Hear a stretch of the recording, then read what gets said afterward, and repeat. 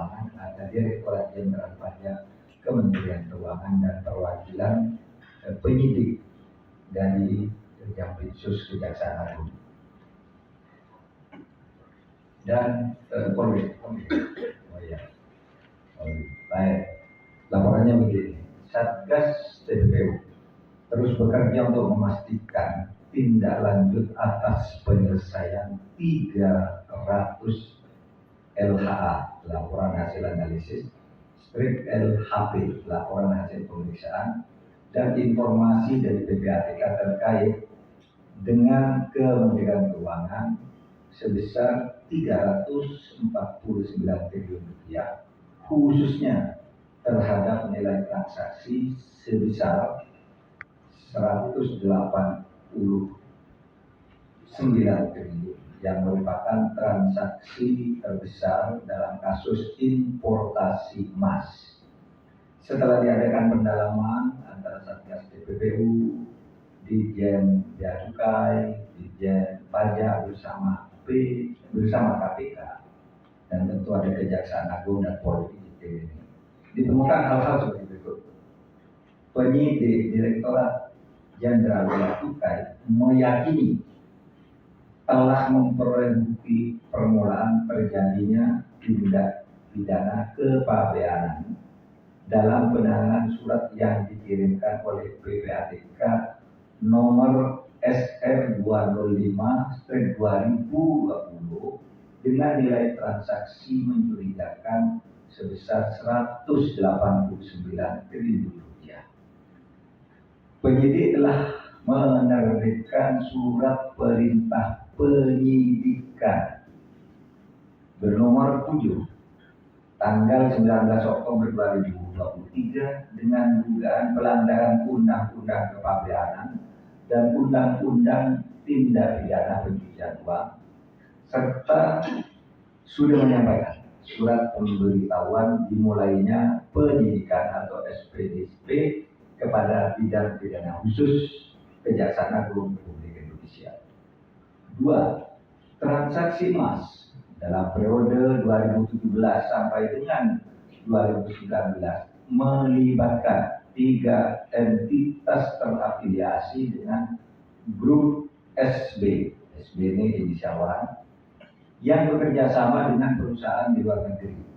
Ditemukan fakta pemalsuan data kepabeanan yang menyebabkan hilangnya pungutan PPh sesuai pasal 22 atas emas batangan ekspor seberat 3,5 ton atau 3,5 ton. 3. Modus kejahatan yang dilakukan adalah mengkondisikan seolah-olah emas batangan yang diimpor telah diolah menjadi perhiasan dan seluruhnya telah diekspor. Padahal berdasar data yang diperoleh, emas batangan sebesar 3,5 ton diduga beredar di perdagangan dalam negeri. Dengan demikian, grup SB telah menyalahgunakan surat ketetapan bebas PPh pasal 22.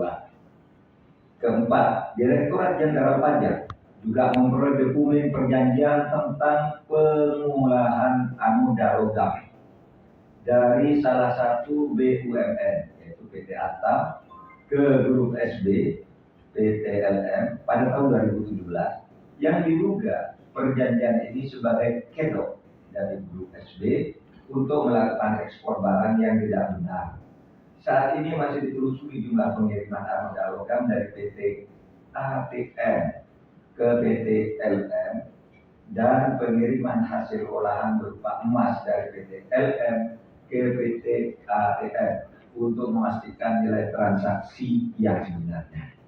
Yang kelima, Direktorat Jenderal Pajak memperoleh data bahwa grup SB melakukan SPT secara tidak benar, sehingga Direktorat Jenderal Pajak menerbitkan surat perintah pemeriksaan bukti permulaan atau Penbukper tanggal 14 Juni tahun 2023 terhadap 4 wajib pajak grup SB.